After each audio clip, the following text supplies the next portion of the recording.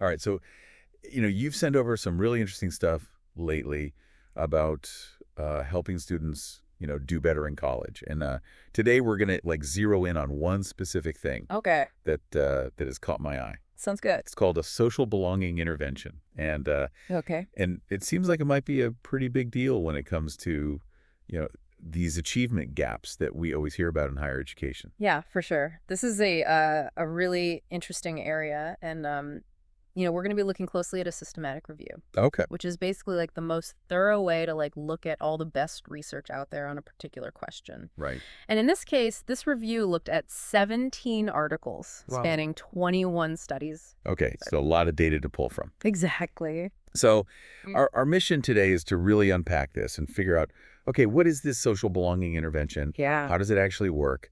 And what does the research tell us about how effective it is Absolutely. and making things more equitable for students? And hopefully this will be like a really quick way for people to get up to speed on Uh-huh. this potentially like powerful tool. Yeah. Yeah. Cool. All right, so let's start with the basics.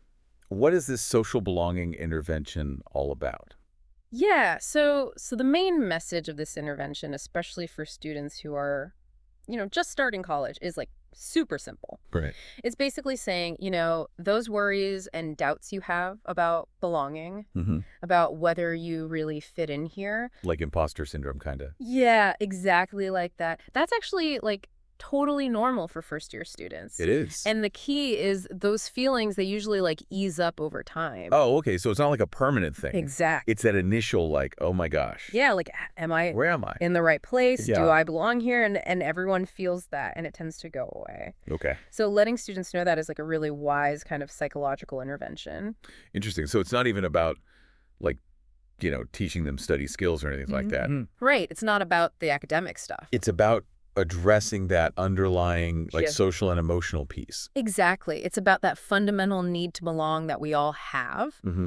And, this review specifically looked at how this plays out in college. Got it. So, we keep saying systematic review. Yeah, And that's not just like, they found one study that had a good result. right. It's a much more rigorous process. Totally. A systematic review means they had a really clear plan to like find all the relevant research that Mhm. meet certain criteria. Okay. They looked at the quality of those studies, Mm. and then they kind of put all those findings together. Right. So it gives us a much stronger sense of like what the evidence actually says. Exactly. So this big review was trying to answer the question, can this social belonging intervention actually help close achievement gaps? That's right.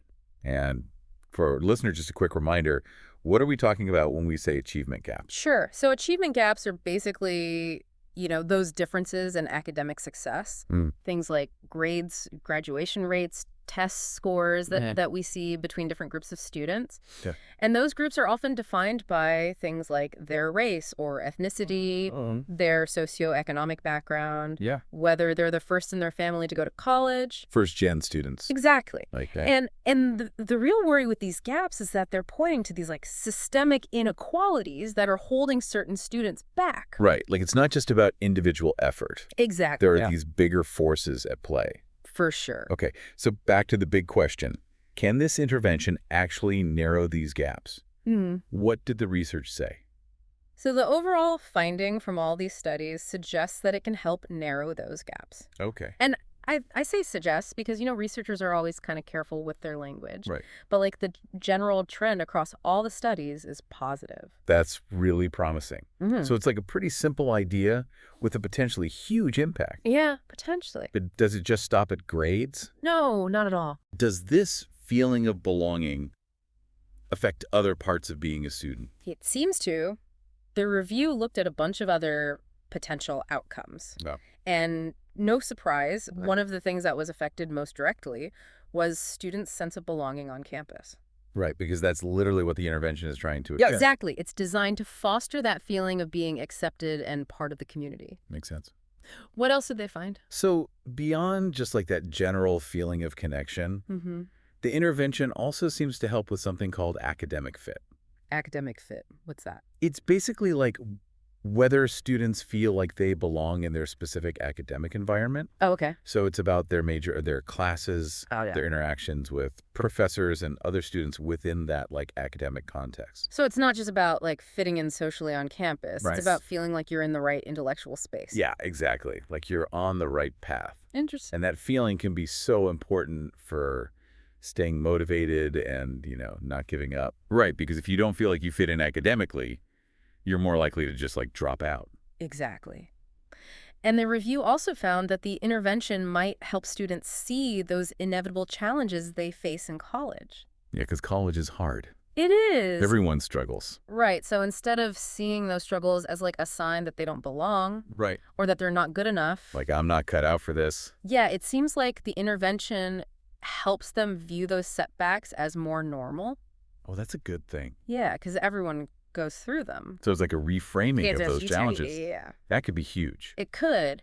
And that shift in thinking might also connect to another benefit they found, which is increased use of campus support services. Oh, interesting. Yeah. Like tutoring or? Yeah, tutoring, advising mental health services. Okay. So if students feel more connected Mhm. and they see challenges as like normal, Right. they might be more likely to actually reach out for help when they need it. It's like they don't feel as ashamed or like they're the only ones struggling. Exactly. They feel more comfortable asking for help. Yeah. And they feel like they deserve that help. Right. Like it's there for them. It's not just for other people, Yeah. it's for everyone. Okay. And lastly, the review also suggests a possible positive impact on mental and physical health. Yes, especially for disadvantaged students. So we're talking about like students from low-income backgrounds, Yeah. first-gen students. Yeah, first-gen students of color, students with disabilities. Got it. And why would this intervention have those broader health benefits? Well, it's probably complicated, but we know that a strong sense of belonging is just generally linked to better well-being. So it makes sense that an intervention that helps students feel like they belong could also have these positive effects on their health. Especially for students who are already dealing with a lot of other stress. Exactly. Yeah, that makes sense. Okay, so you mentioned earlier that this review was super rigorous. Oh, yeah. Can you tell us a little more about how they actually did it? Yeah, so one of the key things about a good systematic review is transparency. Okay. Like, they got to be really clear about their process. Mm-hmm. And these researchers actually registered their plan or their protocol before they even started. Interesting. And it had this ID number, NUPL Y023000021. Oh, wow, they're serious. Yeah, so that shows they had like a clear methodology from the get-go. That's impressive. Yeah. And where do they actually find all these studies? So they searched several big databases that have research in psychology and education. Yeah. Places like PsycArticles, Educational Research Complete, and PsycInfo. And those are all like credible sources. Oh, yeah, these are like the main places you go to find this kind of research. Okay. And they use this like really thorough search strategy. Uh-huh. They even searched the full text of the articles, Wow. and they specifically excluded citations. Why would they do that? Well, because sometimes a paper might mention an intervention Okay. without actually studying it. Oh, so they wanted to make sure they were only looking at studies that actually tested the intervention. Exactly. And what kinds of studies were they looking for specifically? They focused on randomized controlled trials, Okay. or RCTs for short. RCTs. Yeah. And those are the gold standard, right? They're considered the best way to figure out if an intervention actually causes something to happen, Right. because you randomly assign people to either get the intervention or be in a control group. So it's like flipping a coin. Exactly. Okay. And that helps rule out other explanations for the results. Right. It makes the findings much stronger. So they weren't just looking at any study where like students did a belonging activity and then did better. Right. They wanted to be sure that the improvement was actually because of the intervention. Got it. And did they have any other criteria for the studies they included? Oh, yeah. They had very clear rules about which studies to include and which to exclude Okay. to make sure they were only focusing on the most relevant and high-quality research. And then they went even further and assessed the quality of each study. How do you do that? Well, they used these like established criteria to look at things like the study design Okay. and whether there were any potential biases. Got it. So like really thorough quality control. Exactly. And that's how they ended up with those 17 articles. Yep, 17 articles, 21 studies total. Wow. They really did their homework. So it sounds like they got a pretty reliable picture of the evidence. They did, But it's important to remember that even with a really good systematic review, Uh-huh. there are always limitations. Right. Nothing's perfect. No, and the researchers actually acknowledge this in their abstract. What were some of the limitations?